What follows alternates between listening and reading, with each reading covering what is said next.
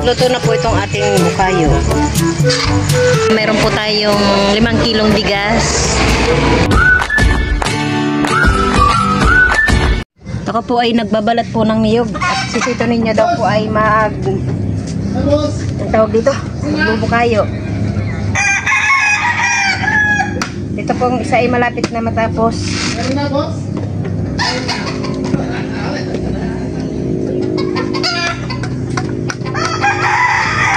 Sarap din po itong gawing bukayo. Kaya coco jam.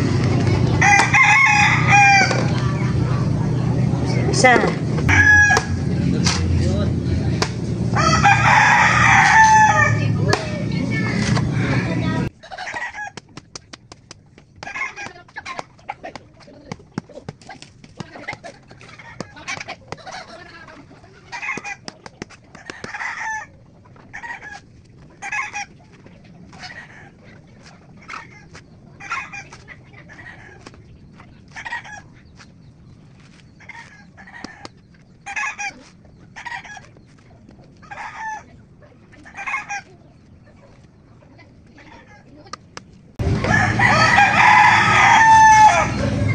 Dalawa na.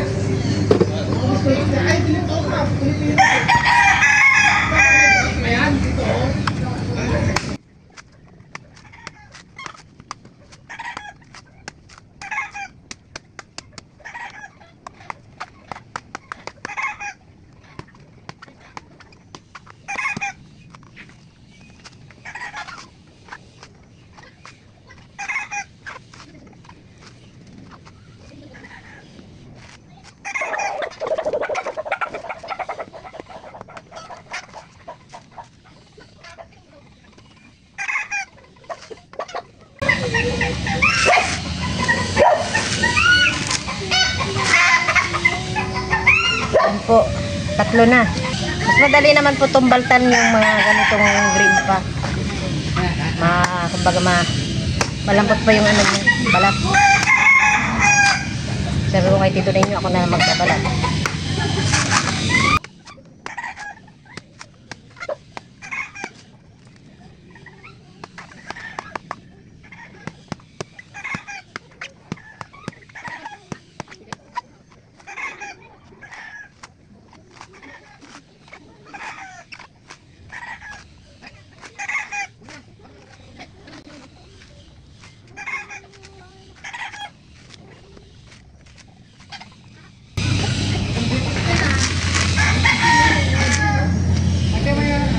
Yan po, tapos ko na pumbaltan itong 4 na niyog.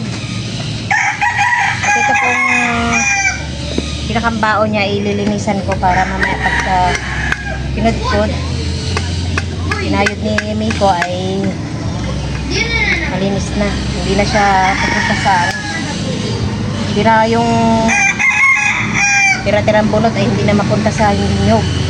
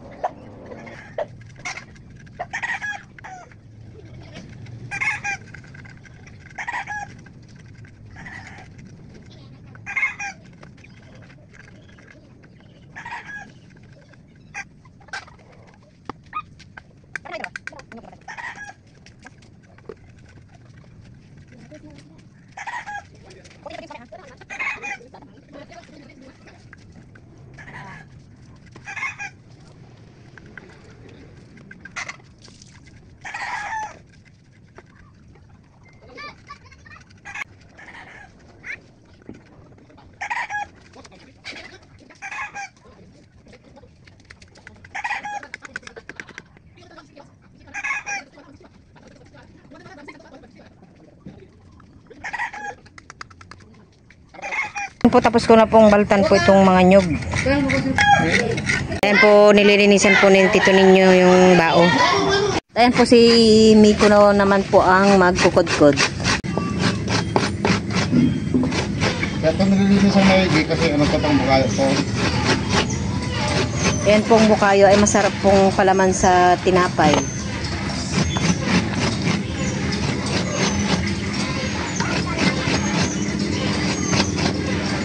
Alala ko yan yung mga balot-balot ng bukayo. Ah. Binibili ko din yan sa nasa timba. Ay, nakasilupin. Oo. Ay, patapos yung silupin. Doon. Kay Manong magpapa-ipon ako ng gano'n eh. Matibay yun ng pamain kasi yung binibili. Slicing lang. Yan naman po ay may patungan po doon sa ilalim. Hindi naman po talaga nakakon sa lupa.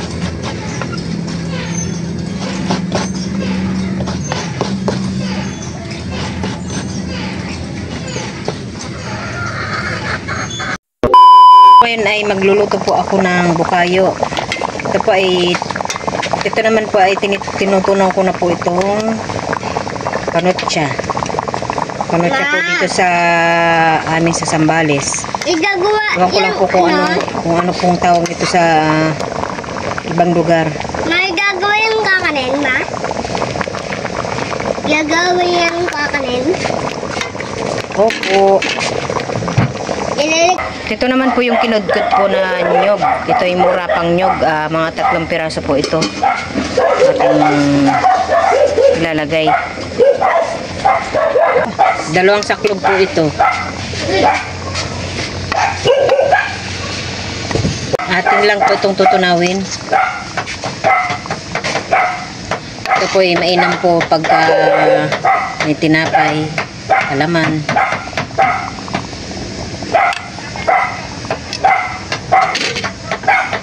Kaya po malapit na pong matunaw itong ating bukayo at meron pa pong natitirang kaunti.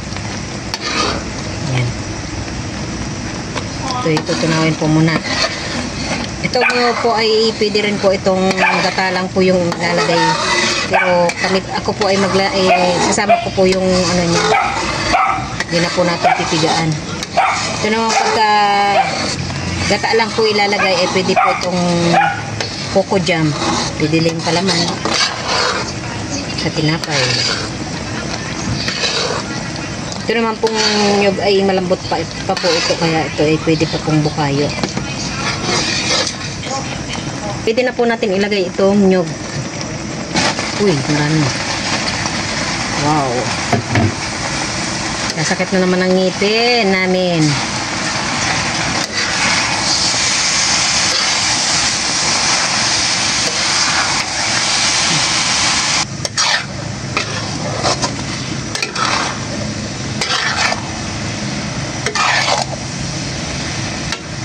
Luto na po itong ating bukayo. Maraming palaman. Ayan po, ito na po yung aking nilutong bukayo. Tayo po, binigyan ko na rin po si Tita Ago at saka si Nanay. Ito po ay masarap palaman. Merienda po tayo.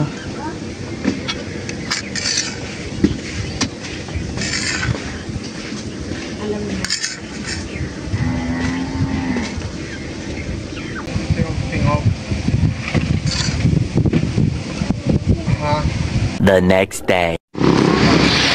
Andito po kami ngayon sa karsada at pupunta po kami ng barangay. Gawa po ng mayroon daw pong ayuda.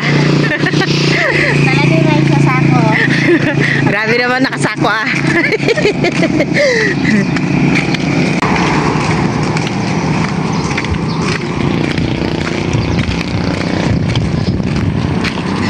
Buti malapit lang.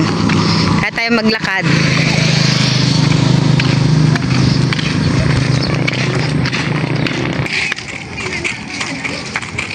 Sabi ng baka.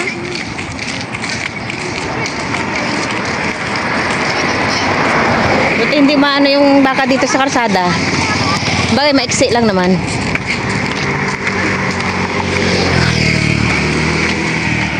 First time ko kumuha na ayuda.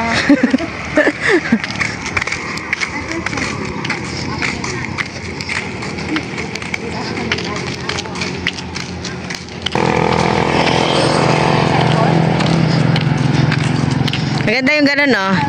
Mga estudyante. Yun.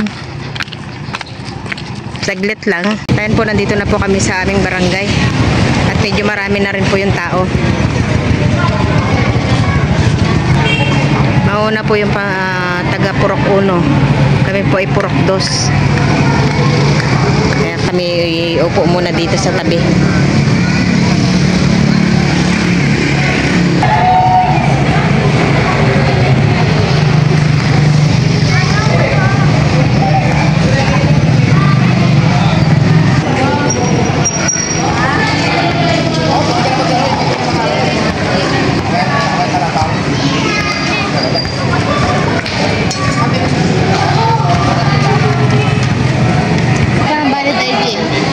Mas maganda nga yung kaysa babalik pa siya doon.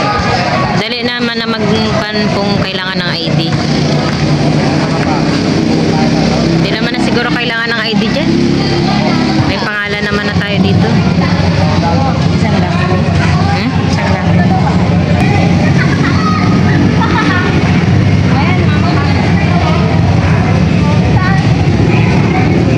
Ayan po, marapit na po matapos yung mga taga Purok 1. Ayan po kami pipila na.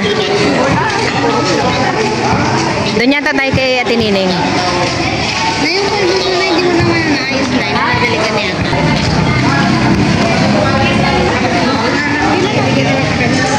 Abay, tre.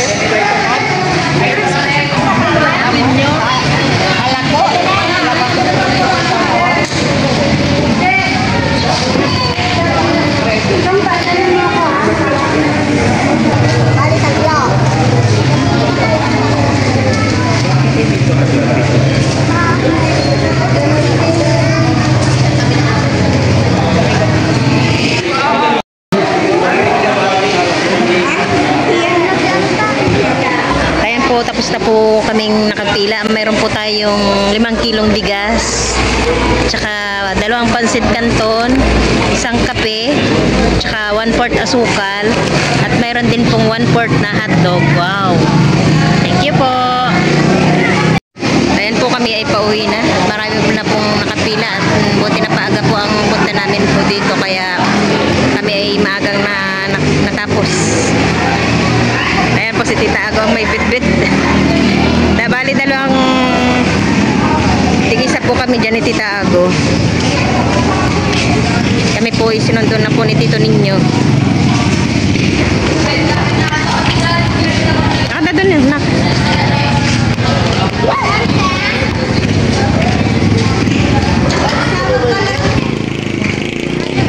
Hi guys, dito kami nakakuha kami ng ayuda. Hello.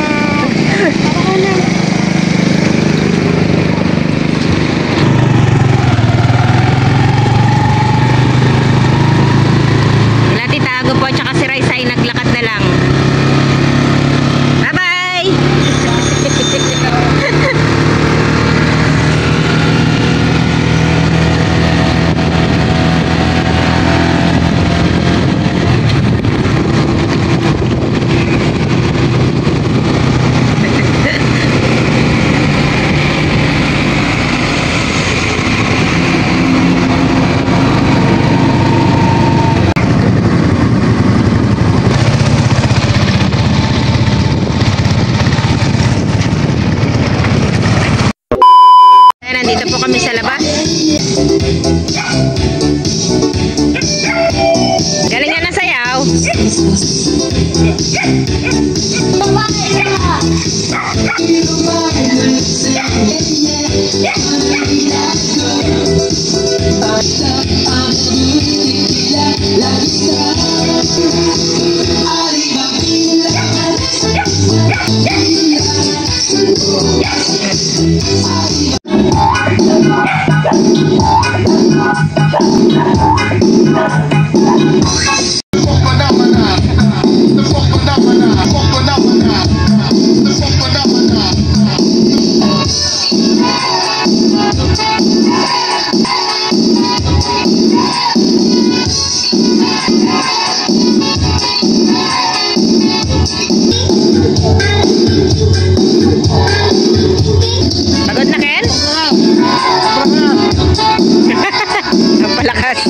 Pampalakas po pala ni Kinkin.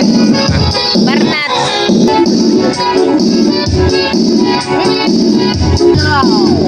Pampalakas. Ang galing. Yata ng Matina. Lalong umina. Di maganda yung sayaw.